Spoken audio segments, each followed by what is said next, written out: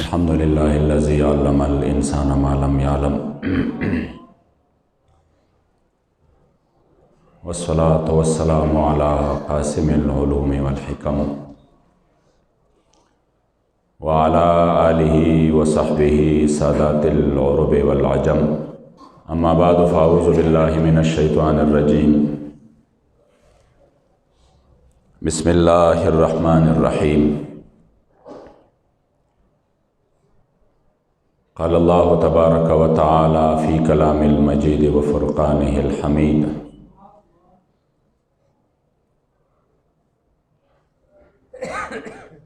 كل من عليها فان ويبقى وجه ربك ذو الجلال والإكرام صدق الله مولانا العظيم وصدق رسوله النبي الكريم الأمين وقال رسول الله صلى الله عليه وآله وسلم أنا خاتم النبيين لا نبي بعدي محبوب دیدن د پارا ز محشر ته خوشالېږم د محبوب دیدن د پارا ز محشر ته خوشالېږم چې دلبر پکې لیدی شي د محشر اختر زما دی د جانان په مهمانۍ کې به د زړه غوښې وریتې کړم په مولا مې د قسم وي عشقي هنر زما دی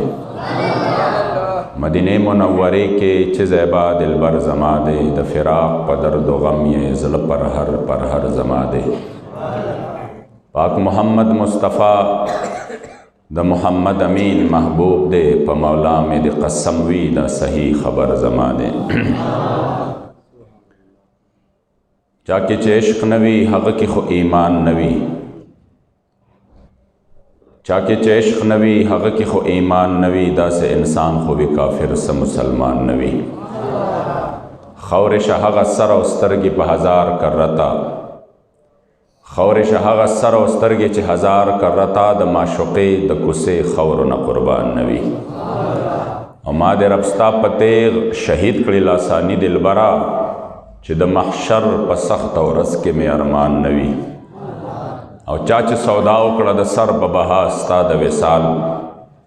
دغه سودا کې خو به هیڅ چرې تاوان نوي او څوک چې شیدا په دلبر نوي محمد امینا داسې نااهله د ژوندې په دې جهان نوي قال الله تبارک وتعالى في شان نبينا مخبرا وآمرا ان الله وملائكته يصلون على النبي یا ایها الذین آمنوا صلوا علیہ وسلموا تسلیما شوق و محبت سے رول دوستان اللہم صلی علی سیدنا و مولانا محمد عدد ما فی علم اللہ صلاة دائمة بدوام ملک اللہ اللہم صلی علی محمد طب القلوب و دوائها و عافیت الابدان و شفائها و نور الابصار و ضیائها و قوت الارواح و غذائها وعلى آلہ وصحبہ وسلم صلاة وسلاما علیک یا سیدی یا رسول اللہ وعلى آلک واصحابک یا سیدی یا خاتم النبیین ډیرو قدردانو مشرانو کشرانو د رب لا یزال او رب بے نیاز لاکھ لاکھ شکرونه دي چې موږ او تاسو د دوه جهانو د سردار آقا نامدار د خپل امت غمخوار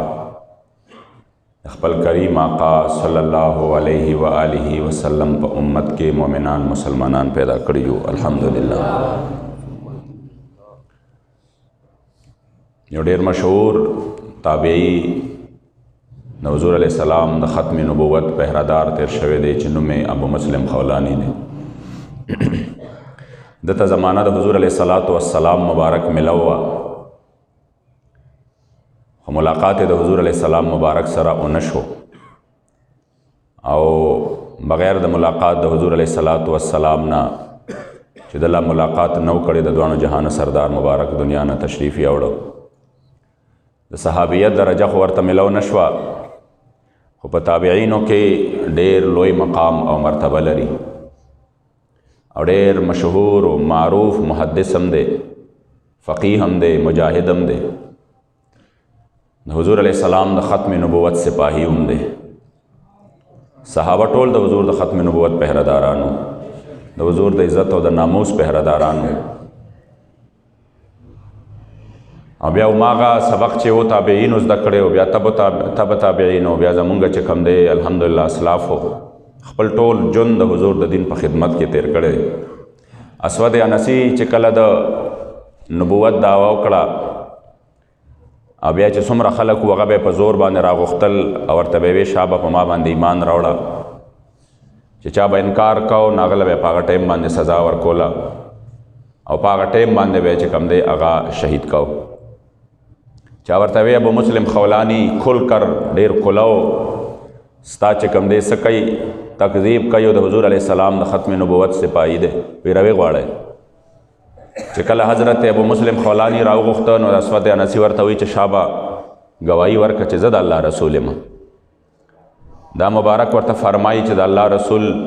خاتم النبیین چې واحد دغه تاج الله د چا په سر باندې په سر کړی دی نو هغه د مونږ تاجدار نبی د مدینې منورې جانان مبارک دی. هغه ورته وی ډېره سخته سزا به درکم. وی سزا چې هر څنګه راکړې خو اول او آخر گواهی به دا وي چې اشهد ان محمد رسول الله. هغه زر خپلو حواریانو ته وی خپلو خلکو ته وی شابه دړې روړې اور بل کې. یو ډېر لوی اور چې کوم دی هغه بل کړی شو او د هغې نه پس ټول حالات ټول خلک ګوري چې ابو مسلم خولانی دا مبارک یې راوغوښته او بیا چې کوم دی په دغې اور کې د خلکو په وړاندې ور واچو. مگر یو عجیبه نظاره د خلکو ولیده چې د حضور علیہ السلام د ختم نبوت سپاهی باندې اور اثر نه کوي او د اور په منځ کې دا مبارک مسکې مسکې کېږي. د ابراهیم علیہ السلام باندې اور گلزارو الله د طرفه حکم او یا نار کونی بردن و سلاما علی ابراهیم. د ابراهیم علیہ السلام نه پس مخلوق یو ناشنا نظاره بیا ولیده چې د حضور یو غلام د اور په مینس کې ولاړ دی اور په اثر نه کوي او د اور په مینس کې د حضور د ختم نبوت گواهی ورکوي. خو څومره بدقسمت او دا خلک چې د حضور د ختم نبوت دومره یو ښکارا دلیل یې ولیده، دومره واضح دلیل یې ولیده چې د حضور د ختم نبوت سپاهی دی د اور په مینس کې ولاړ دی اور اثر نه کوي. نو پکار خدا وا چې دوی په دغه ټیم کې ټول ویلې وې چې اسود انسی ته خو کذاب ته خو ملعون حضور علیہ السلام اخیری نبی دی. دا وګوره ښکارا د هغې مبارکو د نبوت یو ښکاره دلیل الله مونږ ته وښو. خو عزتمندو کله چې دا تعصب راشي، کله چې دا حسد راشي، کله چې دا مفاد پرستی راشي نو دا د انسان غوږونه چې دي دا بالکل مکمل طور باندې کاڼه کی. دا تعصب، حسد، بغض، کینه، مفاد پرستی، دنیاوی حرس، لالچ، شهرت دا د انسان دا سترګې چې دي دا مکمل طور باندې ړندې کی. ښکاره طور باندې دی ویني چې دا سیز حق دی خو هغه حسد دومره ډېري، هغه تعصب دومره ډېري چې هغه ضد او حسد او تعصب دې تسلیمولو ته تیار نه. حالانکه هغه بالکل د نور نه زیات ښکاره خبره دلته عزتمندو خلکو ولیده چې نور چې د دې مبارکو باندې اور گلزار شو، د اور په منځ کې ولاړ دی. بجای د دې چې دی ویلې وی چې دا خو د ختم نبوت سپاهی دی، دا خو د حضور د برکته په د باندې اور گلزار شو. راځئ چې موږ ټول د دې ملعون نه د براءت اعلان وکړو، د د خلاف د جهاد اعلان وکړو. بجای د دې هغې ظالمانو ورته وی دا خو ډېره لویه فتنه به ستا دپاره جوړه شي، دې د دې ملک نه بهر کا، د دې یمن نه بهر ته وباسه، دې لرې که دلته نه، ځکه چې دا خو ډېر لوی زموږ دپاره به یو ډېره لویه مسله جوړه شي. ګوره څومره عجیبه خبره ده چې هغې ته پته ولګېده چې په حق دی، په حق دی، د حضور غلام دی، د حضور ختم نبوت چې کوم دی د دې مبارکو ته چې الله کوم شان ورکړی دی دا بل چاله الله نه دی ورکړی. خو د هغې باوجود دنیا وه، د دنیا حرس و د دنیا لالچ و، هغې وله دا مشوره ورکړه دې ظالم له وی دی بهر که د دې ځای نه چې دی لر شي. مبارک د مدینه د خپل علاقې نه ملک بدرې که او هغه راغې مدینې منورې ته. عزتمند څومره عجیبه د افسوس خبره ده نن پس د وفات نم او د دې مبارکو په ژوند باندې مونږ اورېدلې دي چې هر چا به حضور امیر المجاهدین چې دی دا یو عاشق رسول دی، هر چا به دا چې دی دا د حضور رښتونی عاشق دی. او بیا هغه کم رهی صحیح چې کم چې کسر و هغه جنازې اسم پورته کړ. والله چې د چا جندم د ګستاخانو د پاره چې کم دی 113 توره و، د چا جنازم د ګستاخانو د پاره 13 توره ثابت شو. د چا جندم په سکند سکند کې د حضور د عزت او ناموس پهره ورکړه، او چا پس د وفات نم د حضور علیه السلام مبارک د عزت او د ناموس پهرداري وکړه. نن ټوله دنیا ګوته په خوله حیرانه ده، نن ټوله دنیا وایي چې آو دا بابا چې دی دا د حضور رښتونی عاشق و. چې چا نه منله هغه هم ګوته په خوله حیران دی، وایي نه نه بابا کې لوی کمال و. او چې کله به ټولې خولې خاموش وې، یو بابا به و چې په دغه وخت باندې به د حضور د دین دپاره میدان کې ولاړ. هر چا دا تسلیم کړه، هر چا دا تسلیم کړه، خو خوش قسمت هغه خلک و چې په ژوند چا سات ورکړ، چا د دغه ناموس رسالت د دې پهردار په آواز باندې چا لبیک ووی. عزتمند وروستو به هر څوک دا چغې ووهي، خو بیا وخت تیر وي، هغې مبارکو به په ژوند باندې بار بار وی آج لے ان کی پناہ، آج مدد مانگ ان سے، پھر نہ مانے کہ قیامت میں اگر مان گیا. نن هغه لیبرل سیکولر خلق چې د یو منټ تقریر اورېدو ته تیار نه و، نه په میډیا باندې نشر کېدو ته تیار یو، نن ګنټه ګنټه پروګرامونه کوي په حضور امیر المجاهدین باندې. او هغې وایي چې هر څو د حضور عاشقو، د حضور غلامو، د حضور د ناموس پهردارو، مې دغه خو مونږ به هم درته وایي چې دا د دنیا بادشاه نه دی، دا د یو سلطنت مالک نه دی، دا خو به مونږ هم وایي چې هغه مبارک په خپله ځان ته چې څه وایي هغه د هغې مبارک و شان و چې هغې مبارک به فرمایل کتا پاک رسول الله دا بون کې شور مچاوے. وی زه د حضور د درس پې یم او د ناموس رسالت د پهردارۍ دپاره د خپل جانان په در باندې ناست یم، که څوک دې طرف ته ګوري زه به شورم کوم، زه به پې حملم کوم.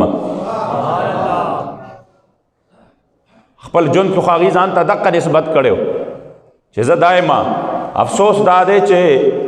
سره د دې چې خلکو حق لیده او د دې نور غوندې لیده چې څنګه دا د 12 بجو نور او د 1 بجې نور په خپل ابوتاب کې پړقېږي، دقسې خلکو لیده چې تحریک لبیک یا رسول الله په حق باندې دی، حضور امیر المجاهدین هم په حق باندې دی. خو تعصب سیز داسې دی چې ښکاره ابو مسلم خولاني ولیده چې اور پې ګلزار شو، بیا هم تسلیمیږي نه، وی دی بهر کوي. خو عزتمندو چې کله بهر شو مدینه منورې ته راغی، مرید و مراد رسول سیدنا عمر فاروق رضی اللہ تعالیٰ عنہ کوم مرتبه لري، کوم شان لري چې راغی مدینه منوره کې مسجد نبوي کې وکتل، ستنې سره چې کوم دی یو صاحب ناست دی، دا مبارک ورته رانږدې شو، وایي د کوم ځای نه راغلی؟ وایي یمن نه راغلی. وایي ښه، وایي د هغه شخصیت باره کې د څه خیال دی چې د ابراهیم علیه السلام غوندې په هغه باندې الله اور گلزار که مبارک ورته آیا اخو بنې دی مبارک ورته فرمایي او ماغه یم. حضرت عمر فاروق صاحب ډایرک لاسونه اوچت کو، وی یا الله ستا لاک لاک شکرونه دي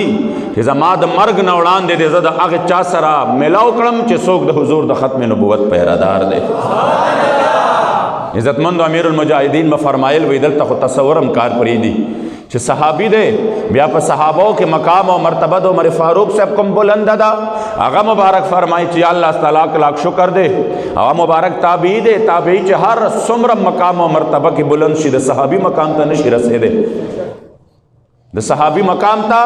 نشي رسېدی، مگر د هغې باوجود حضرت عمر فاروق فرمایي الله ستا لاک لاک شکر دی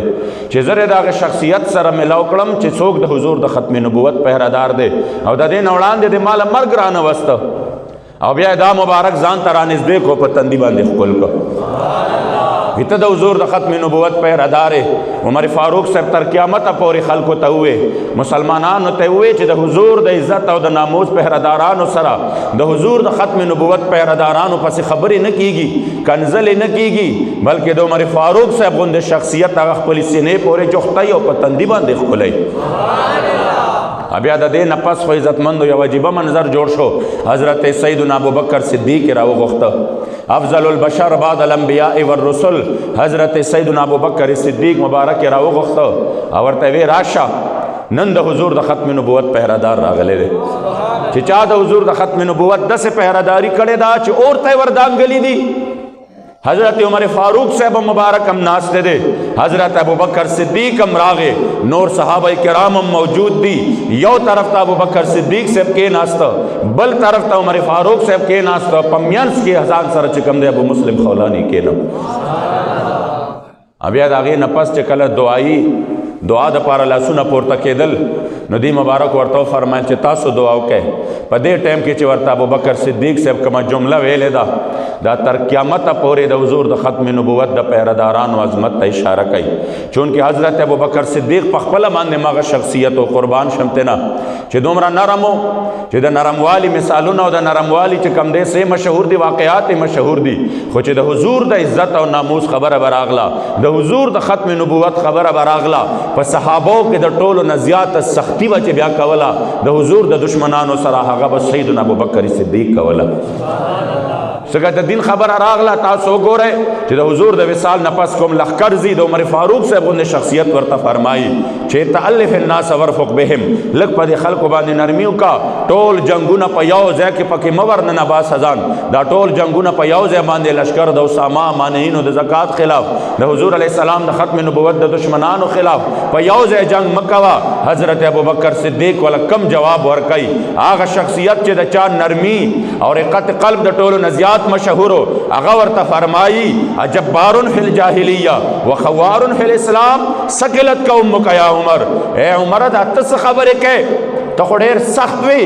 اس دا سے نرم خبر کے چی زما دا حضور دا عزت و دا ناموس خبر راشی، زما دا جانان دا فرمان خبر راشی، زما دا حضور علیہ السلام مبارک دا ختم نبوت خبر راشی او ازدہ ابو بکر صدیق یواز پاتشی حصو کم ورسرنی او دا دے زنگل دا زناور راشی او زما دا غوخی پا خپل خلوق کی یوسی او بیا دا دے نپس دا مدینہ منورے دا دا غی تورسر و کورونو تورن نوزی او دا غی دا غوخی پا دی خپل خلوق کی یوسی دا ہر سبوشی خود حضرت ابو بکر صدیق با دا حضور دا ختم نبوت دا دشمنانو سرم جنگ کیو لشکر دا اسامہ بم لیگی.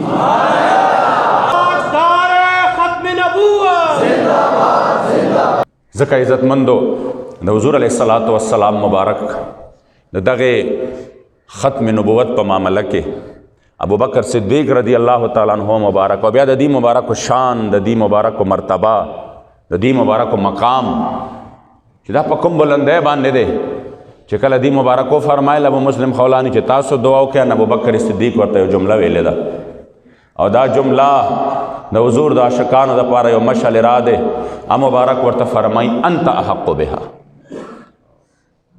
نن ابو بکر صدیق ہم ناستے، نن عمر فاروق ہم ناستے، نن عشرہ مبشرم ناستی دی، نن دا حضور نور صحابم ناستی دی تا چکمہ پیرداری ورکڑے دا تزیات حق دارے چی تم ٹولو تا دعاو کی دا محبت دا حضرت ابو بکر صدیقو ورنہ زیاد حقدار ابو بکر صدیقو خطر قیامت پوری خی چے چاہ دا حضور دا عزت و دا ناموس پہرداری ورکڑا ابو بکر صدیق بیاد آغا سردا سی می نکئی، عمر فاروق بیاد آغا سردا سی می نکئی. نن عزت مندو آغا ہستی چے داغی پہچان داو آغا پخپل ذات مکمل طور باندے فنا کڑے ہو چے خبر اب دا حضور دا دن رالا بیا خاموش نہ دے پاتے شوے، بیا مصالحت نکار نہ دے اغستے، بیا حکمتون اللہ ری غرزولی دی چی خبر دا حضور دا دین براغلا او دا دنیا ٹول زبانو نبا خاموشو نو یو زبان با پا اقا وقت کی خاموش نہ پاتے کہ دا آغا زبان دا حضور امیر المجاہدین زبان کل چی ٹول پاٹے و ٹول تحریکو نبا خاموش شو او غیبہ دا دنیا مصلحتونو تا قتل پا اقا ٹیم کے با یو تحریک نہ پا زانو نہ پا جہانو نہ پا مالو نہ پا بچو دا حضور دا دین دا پارا کل پا یو میدان کے کل پا بل میدان کے کل وجود چکم دے دا دنیا ہر ظلم و جبر تا نسا پا یو ٹیم باندے با ولاڑو اگا با دا حضور امیر المجاہدین پا کال باندے تحریک لبیک یا رسول اللہ ولاڑو. مگر افسوس دا دے چھ دے قوم دا دے حس دے آگا عزت و نکو آگا قدر چکم دے دے قوم و نکو پس دا وفات نا اس چگے وہی چلوے شخصیتو عظیم شخصیتو خلائے نپور کی گی ماوی آگا خو پا دے معذور وجود باندے کلی کلی و کسی کسی تر آگے دا حضور دا دن دا پیغام ورکا چھ خبردار روزے ہر وقت بے دخلے مبارک ندہ الفاظ او چودریانو او خانانو او نوابانو اے امپی او امینگانو اے وزیر اعظمانو اے صدرانو که د محشر په ورځ حضور تپوس وکړو چې د دې دین دپاره خو ما ډېرې سختۍ برداشت کړې وې، که زما جانان د محشر په ورځ باندې دا نه تپوس وکړو چې د دې دین دپاره خو د احد په میدان باندې ما چې کوم دی په خپل خوله مبارکه باندې کاڼي برداشت کړي وو، که زما جانان در نه تپوس وکړو چې د دې دین دپاره خو ما د خپل خوږ تر سید الشهدا د وجود ټکړې لیدلې وې، د دې دین دپاره خو زما بچو د ګل په شانته د ګل نه ډېر ښایسته بچو د دې دین دپاره د کربلا په میدان کې ځانونه ټوکړې ټوکړې کړي وو، د دې دین دپاره خو ما چې کوم دی ډېر تکلیفونه برداشت کړي وو. تا د حضور د دین دپاره څه کړي دي؟ تا د دې دین دپاره څه کړي دي چې د جوماتونو سپیکر یې کوزېدی هم ستا طاقت چرته و، ستا قوت چرته و چې صرف په اذان باندې او په درود و سلام باندې په 2016-17 کې او 70,000 پرچے کې دې ستا طاقت چرته و؟ ته به جواب څه ورکې که ته زما بچي و حضور مبارک درته وفرمایل چې زما د علي اصغر او علي اکبر نم نیازبین بچي و، که ته چې زما چې کوم دی مال او دولت و حضور درته وفرمایل چې د ابوبکر صدیق نم زیات و، د مصعب ابن عمیر نم زیات و، د عبدالرحمن ابن عوف نم زیات و، د عثمان غنی نم زیات و، که ته دا ووایې چې زما چې کوم دی بوډاوالی او زما خو ږیره سپینه وه، حضور علیہ السلام مبارک حضرت عمرو ابن مادی کرب چې کوم دی راوسته چې د 15 کالو په عمر کې بانه او نکړو یرموک ته راغی، آخر بانه به ته څه کوې د حضور په در کې؟ بار بار به د دې قوم چې کوم دی دغه غیرت را بیدارو، دغه غیرت به راوچتو، او بیا د هغې په پاداش کې به د زمانې د ظالمانو او جابرانو د ظلم و جبر مقابله کوله. والله دا حالت خو زمونږ نه اوس هم نه هېرېږي چې په کومه ورځ باندې د کوم 2.5 مرلو د کور نه جنازه وته، د هغې کور ټولې دروازې ماتې وې، د هغې کور ټولې دروازې ماتې وې، غټ غټ سوري پکې شوي وو، د هغې کور هر یو دراز کولو شوی وو، د هغې چې کوم دی هغه نیکان او پاکې بیبیانې هراسا شوې وې. چا دپاره؟ صرف او صرف جرم داو چې د حضور د دین خبره کوله، جرم صرف داو چې د حضور د عزت او د ناموس خبره کوله، چې کله وته مام زړه کې وې چې باباجي تا خو خپل امتحان پاس کو، ته خو لاړې جون دم بے مثل و بے مثال او مرګ دم بے مثل و بے مثال دی، جنازه دم بے مثل و بے مثال وه، تا خو امتحان پاس کو،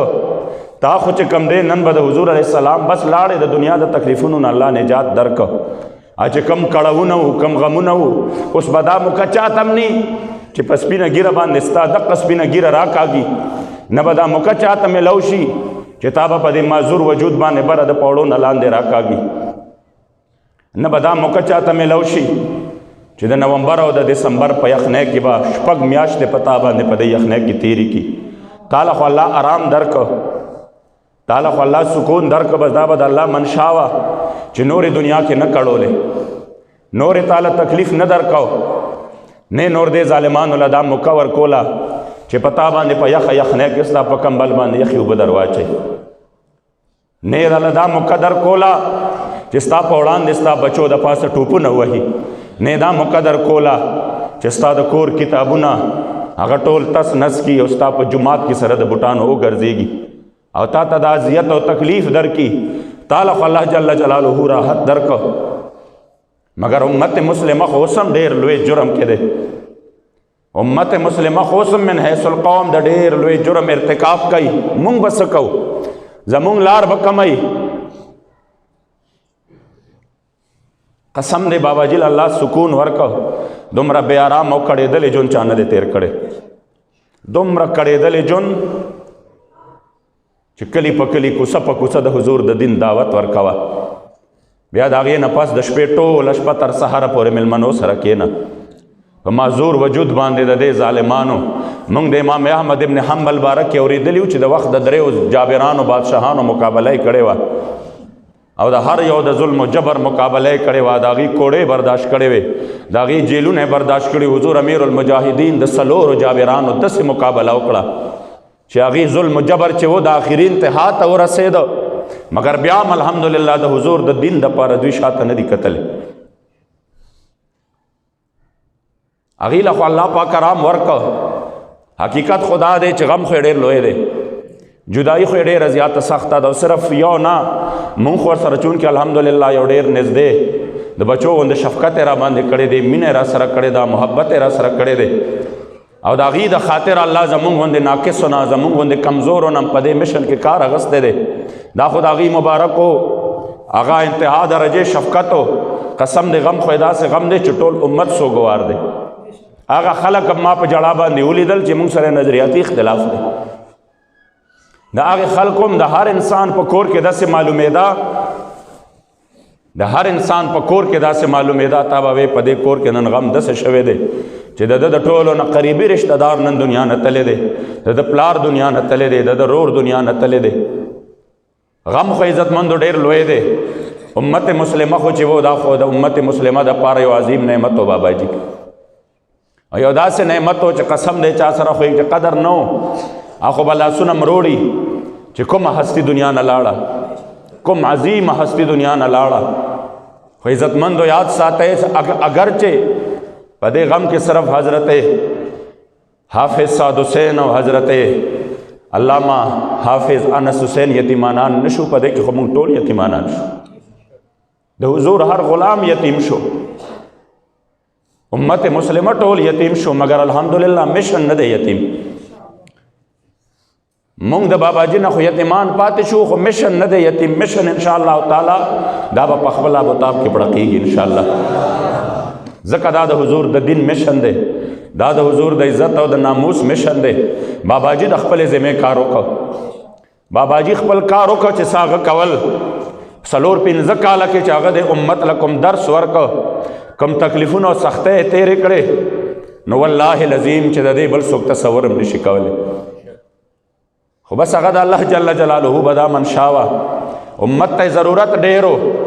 نور به الله جل جلاله آرام ورکو. خاک ہو کر عشق میں آرام سے سونا ملا، خاک ہو کر عشق میں آرام سے سونا ملا، جان کی اکثیر ہے الفت رسول اللہ کی. هغې مبارک له الله جل جلاله آرام ورکو. امتحان زموږ ته شروع شو او ډېر عظیم امتحان شروع شو، خو په دې باندې د الله شکر ادا کوو چې الحمدلله موږ د دغې عظیم هستۍ ملګرتیا کړې ده، او په دې هم د الله شکر ادا کوو چې موږ یې زړه له تکلیف نه دی ورکړی. په آخري درنه کې هم چې کله موږ مذاکرات وکړو، دې مبارک تشریف راوړه، نو پوره 1 منټ یې دقسې د لاسونه نیولي او دعاګانې کولې او شکر یې ادا کوو. یا الله ستا لاک لاک شکر دی، خدای ستا لاک لاک شکر دی چې زما بچو له دې دومره طاقت ورکړه چې زما نه بغیر یې دومره غټه معرکه سر کړه. جب سورج چاند رہے گا لبیک لبیک لبیک لبیک یا رسول اللہ، لبیک لبیک لبیک یا رسول اللہ، لبیک لبیک لبیک یا رسول اللہ، لبیک لبیک لبیک یا رسول اللہ، لبیک لبیک لبیک یا رسول اللہ، لبیک لبیک لبیک یا رسول اللہ، لبیک لبیک لبیک یا رسول اللہ، لبیک لبیک لبیک یا رسول اللہ، لبیک لبیک لبیک یا رسول اللہ، لبیک لبیک لبیک یا رسول اللہ. تاجدار ختم نبوت زندہ باد زندہ باد. کوم مشن چې باباجي مونږ ته پرېښی دی، کوم عظیم مشن چې باباجي مونږ ته پرېښی دی، انشاءالله تعالی مونږ به په هغې مشن د مخکې تلو دپاره انشاءالله خپل تن و من دن سره حاضر یو انشاءالله. او چې په کوم حادثې د وجې نه ما بچي نه هم تپوس وکړه، ما ورته ویې د ډېرو خلکو زړه کې شکوک شبهات دي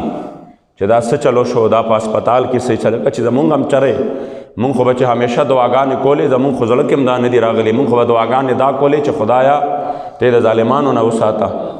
ته د شریرانو نه وساته، څوک څه چې کم دی څه شر و فتنه جوړه نه کي، څوک حمله ونه کي، څوک دې مبارکو ته نقصان ونه رسوي. ډېر لوی شخصیت دی، د داسې طبعي موت خو زمونږ په تصور او ګمان کې هم نه و چې دومره یو داسې شخصیت چې هغه صحتمند الحمدلله بالکل روغ و،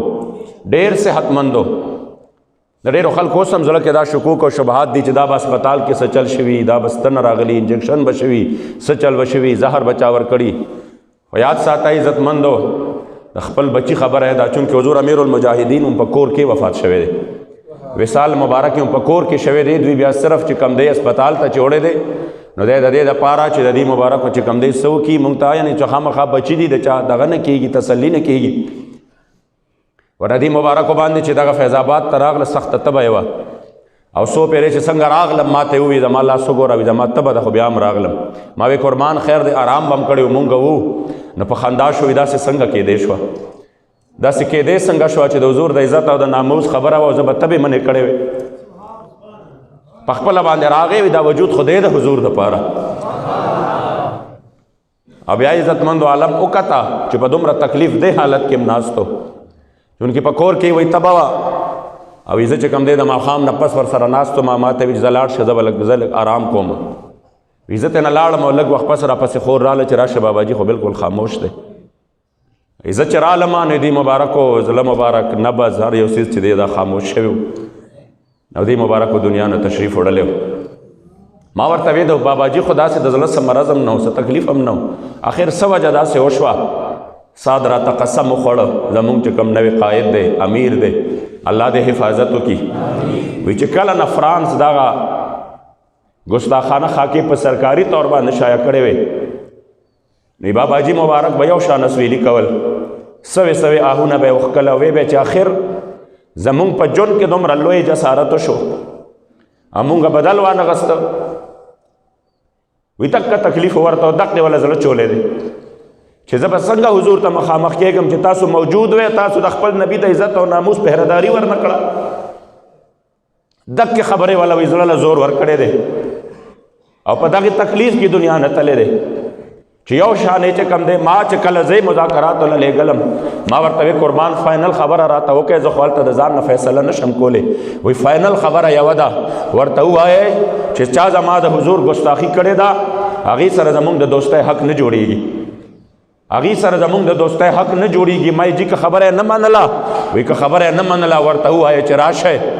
راشئ مونږ د حضور د دین دپاره فیض آباد باندې ناست یو مونږ ټول شهادت ته چې کوم دی په انتظار یو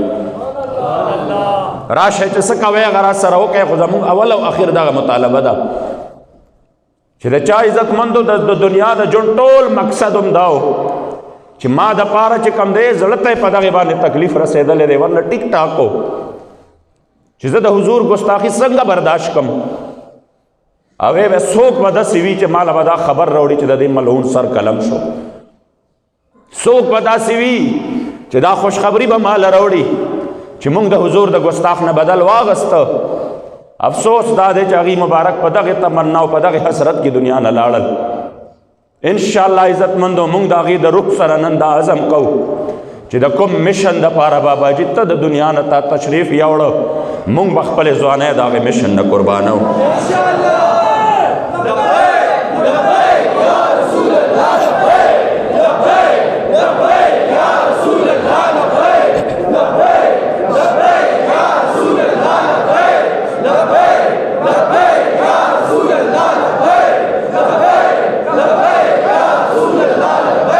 باباجي کمې خو نه پوره کېږي نه هغسې عاشق بیا مونږ لیدی شو نه هغسې عالم بیا مونږ لیدی شو نه هغسې د حضور علیه السلام د عزت او د ناموس سپاهي بیا مونږ لیدی شو او نه هغسې چې کم دی د حضور علیه السلام د دین دومره لوی عالم مونږ لیدی شو والله الله په هر خویو صفت باندې بې مثله پیدا کړی داسې د دې زمانې چې کم دی په دې زمانه کې مونږ نه دي لیدلی هغسې څوک باباجي غوندې عالم باباجي غوندې حافظ قرآن حافظ الحدیث د باباجي غوندې ښایسته د دنیا غمونه به را باندې انبار شو تکلیفونه به راغلل صرف یو رنګ مته وکړه موږ به باباجي دا تکلیف دی 2 منټه خبرې به ورسره وکړې په ذات د خدای قسم هغه تکلیف به ختم شو داسې د الله ولیو د 2 لفظو سره به هغه تکلیف ختم شو چې د خولې مبارکې نه به کومه خبره وکړله زه ورسره د خوشمقام د پروګرام نه پس لاهور ته ما بوته ورسره روان ما ورته وی قربان حکومت خو به سختی کوي دا مارچ خو موږ ته نه پرېږدي په یو صورت کې هسې نه بیا دغه 13 ځل غوندې کار وشي اړ څوک راونځي ځکه چې خلک ټول گرفتار شي څوک به بیا راوځي ما ته په خندا شو وی دا څه خبره کوي وی دوی به سختۍ هم کوي دوی به هر څه کوي انشاءالله دې ځل به مارچ هم کامیابي او الله به موږ لا په خپلو مطالباتو کې کامیابي هم راکوي والله العظیم داسې شخصیتو چې د خولې نه به یو خبره وښکله بیا مونږ وکته ناکې وې ځای په ځای باندې گرفتارۍ وې خو چې کله مونږ د هغه د لیاقت باغ طرف ته لاړو نه څوک ښکارېدل اول نه څوک لارو کوڅو کې ناڅاپه د حضور د عاشقانو یو داسې سمندر جوړ شو، یو داسې عجیبه منظر جوړ شو چې بیا په سترګو باندې هغه موږ نه شو کتی چې دا د کوم ځای نه راغله دا خلک. همدارنګې جنازه وه، نن خو مغربي میډیا هم دا چې کوم دی تسلیم کړه چې دا د دنیا د تاریخ د ټولو نه غټه جنازه وه. او باباجي مبارک به دا فرمایل وی به د غازی المدین جنازه وا چې ریکارډونه مات کړیو چې په کوم ټیم کې د لاهور د ټول لاهور آبادی 2.5 لکه وه، په هغه ټیم کې د غازی المدین جنازې له 6 لکه خلک راغونډ شوي وو. بیا د حضور د یو عزت او ناموس د یو ګمنام سپاهي جنازه د فیض لیاقت باغ په میدان کې پورته شوه، نو د هغې ممتاز قادری جنازې له 80 لکه خلک راغونډ شوي وو. او بیا چې کله باباجی مبارک به فرمایل وی به د دې جنازې ریکارډ څوک نشي ماتولی، نه یو چودھری ماتولی شي، نه یو نواب ماتولی شي، نه وزیر اعظم ماتولی شي، نه صدر ماتولی شي، نه چې کوم دی د انسانیت دپاره چې چا کارونه کړي دي هغه ماتولی شي، فلاح و بهبود کارونه کړي دي هغه ماتولی شي. وی د دې جنازې ریکارډ چې ماتوي د حضور غلام به ماتوي.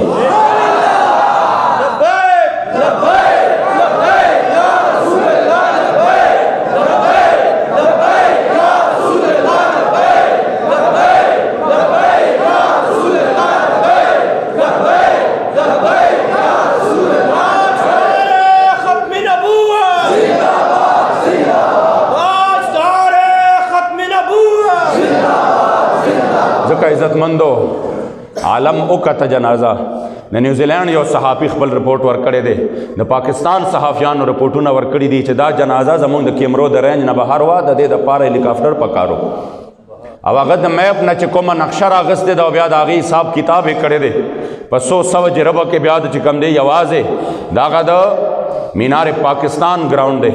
بیا د هغې نه پس چې کوم دی کوم روډونه دي د اطرافو شاهي مسجد کولو شوی دی، په هغې کې د قدم د لګېدو ځای نو په هر طرف روډونو باندې هغه چې دا ټول حساب کتاب کړی دی هغه وایي زما د اندازې مطابق محتاط اندازه، ورنه خلک د دې نه هم زیاتو. هغه وایي چې د دغې مرد کلندر چې په خپو باندې معذورو په ویل چیر باندې به ناستو د ده په جنازه کې 1.70 کروڑ خلکو شرکت کړی. علامہ اقبال پاک کا ٹیم کے زمان سمجھ کے راغے چکی محمد سے وفاتوں نے تو ہم تیرے ہیں، یہ جہاں چیز ہے کہ لوح و قلم تیرے ہے. علامہ اقبال او آیا راتا چی سوک پا 2.5 مرلے کور کی اسے دو چا سر د دنیا یوا او دم نوا د یو جماعت امام او اول او بیا د حضور د عزت او د ناموس سپاهی وو او معذور و په ویل چیر باندې مناستو داغه جنازې له 2 کروڑ پورې خلک راغونډ شي. وجه راته بیان کا حضرت علامہ اقبال فرمایي چې چا د حضور سره وفا کړي دا غل الله په دنیا هم عزت ورکړي او په آخرت هم عزت ورکړي.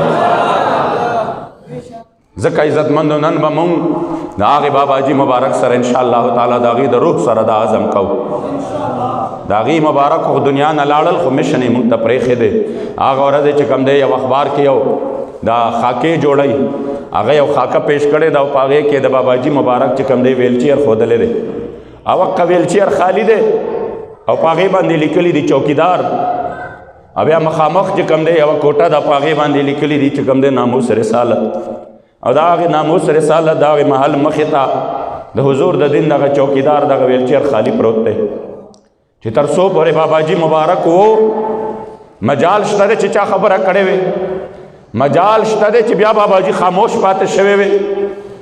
خو دی مبارک چې لاړل ویلچیر خالی پروت دی. نن به مونږ عزم دا کوو چې باباجي تاسو خو لاړئ خو ستاسو مشن به انشاءالله مونږ مخکې بوځو او زه ټولو مسلمانانو ته وایم چې بس دی کومه ګیله او شکوه چې باباجي کړې وه که دا ګیله حضور په وړاندې باباجي وکړه چې دی مبارک وفرمایل چې زه به حضور ته دا چې کم دی څه کومه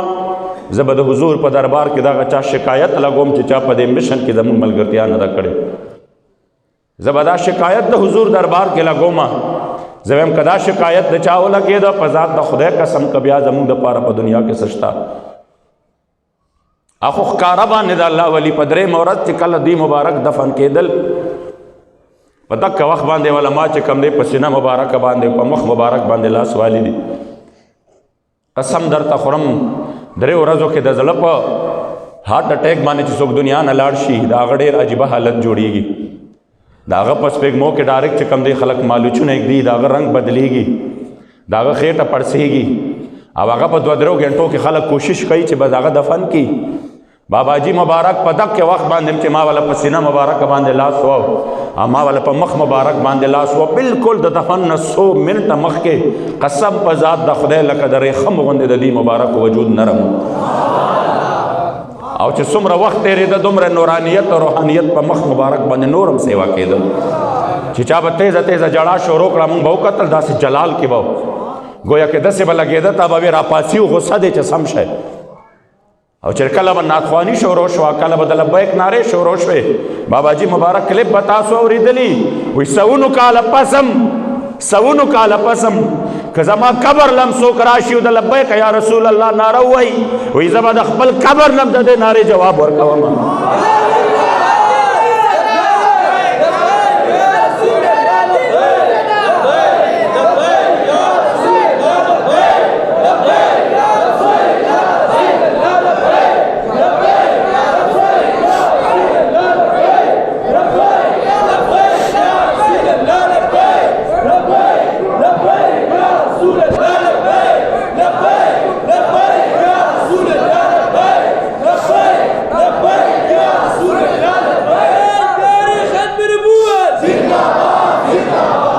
نن خلکو ته ډېر تکلیف دی د دې نارې نه، څومره د ظلم دی، څومره د دې نه باندې ظلم بل نشي کېدی چې یو شخصیت باره کې ټوله دنیا هم تسلیم کړه.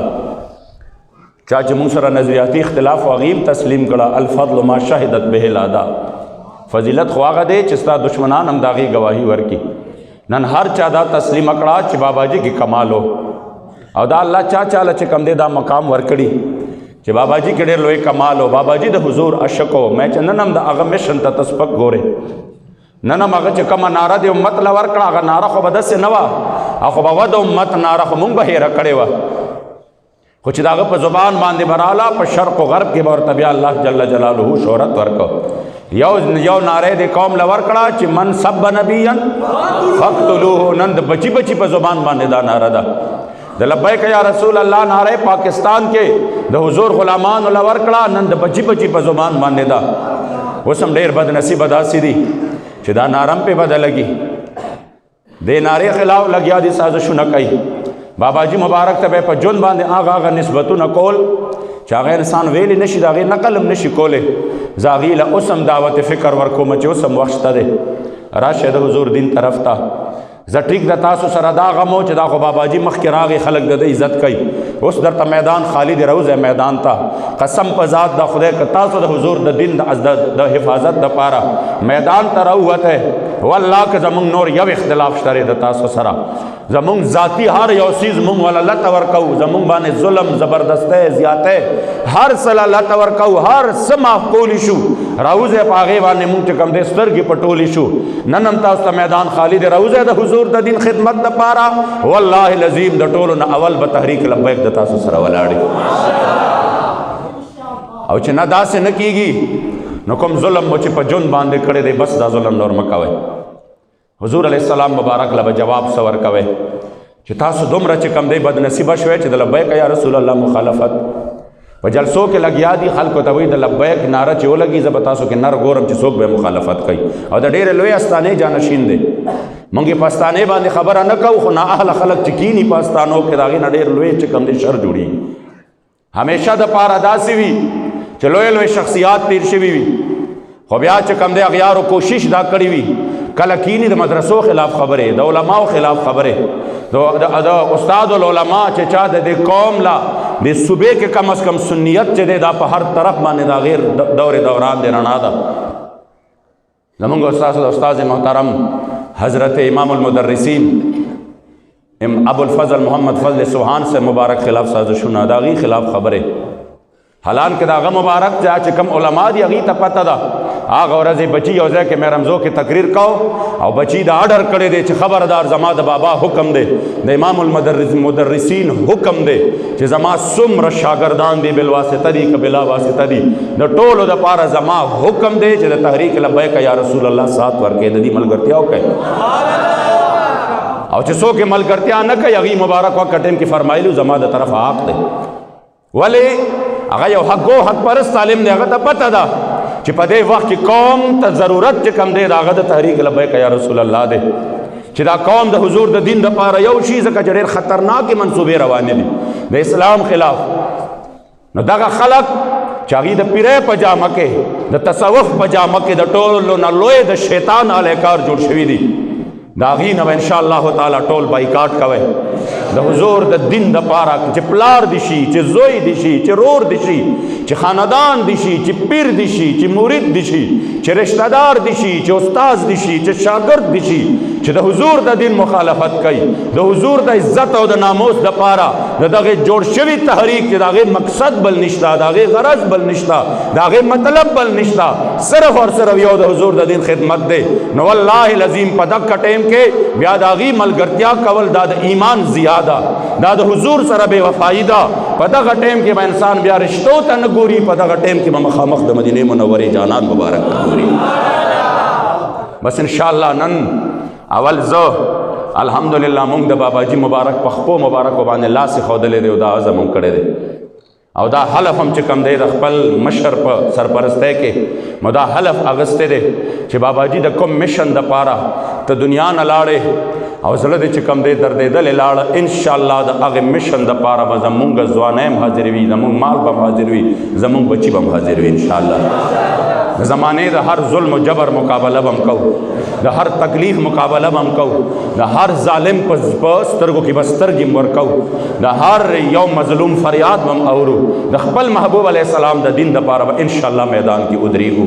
زما یقین دی چې الله به د اسلامي انقلاب زمونږ په ژوند باندې راولي. الله کریم جل جلاله نه دعا ده په جمع باندې د باباجي صاحب مبارک د درجاتو د بلندۍ دپاره دعا کوي. خدای ته درجات بلند کې، یا الله ته درجات بلند کې، یا الله ته کامل مغفرت نصیب کې، یا الله قبر د جنت د باغونو نازیم باغ وګرځي.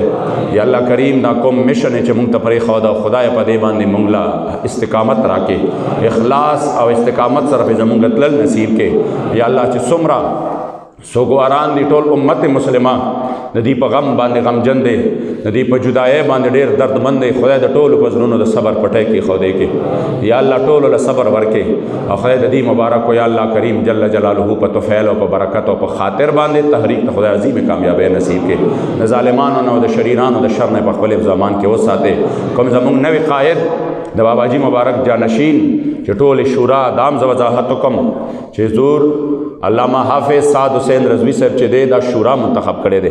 د باباجي مبارک چې کم دی د هغه نه د ده باره کې وصیت او نه د ده باره کې چې کم دی هغې مبارکو دا ویلي دي زمانه پس به دی وي بل څوک به نه هغه مبارک چې کم دی هغه خو د دې څیزونو سره قایل هم نه مونږ پکې دا اهلیت لیدو چې د باباجي مبارک وینه دا غیرت د پکې شجاعت د پکې بهادری د پکې هوښیار دی انشاءالله د په ده باندې به زمونږ جامعیت هم په ده باندې به زمونږ انشاءالله د ټولو اتفاق وي نو الحمدلله په هغه اتفاق باندې مونږ چې کوم مجلس شوراو یو هم پکې اختلاف رای نه ده کړی الحمدلله ټول متفقت اور باندې منظور کړی دی